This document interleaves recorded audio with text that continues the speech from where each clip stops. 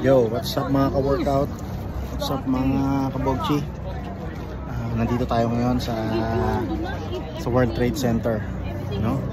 Dito sa New York. First time ko rin dito, no? So, ito na siya ngayon. Ito na siya. 9/11. Ito na siya, guys. Ayan. First time ko makarating dito. Isang karangalan para sa akin na makarating dito, mag-visit tong World Trade Center.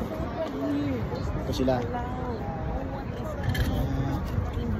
Nakalagay dito ng mga taong namayapa nung 9/11. Ito, ito sa inyo. Ayan. Nakasulat dito yung mga namatay nung 9/11. Ayan. Masyado siyang malawak, hindi ko na siya maiikot doon. So ito siya, guys. Ayan, para makita nyo.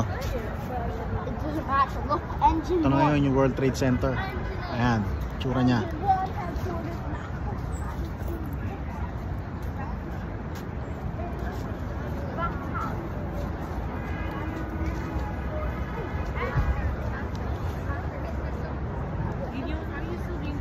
Okay. Yun lang.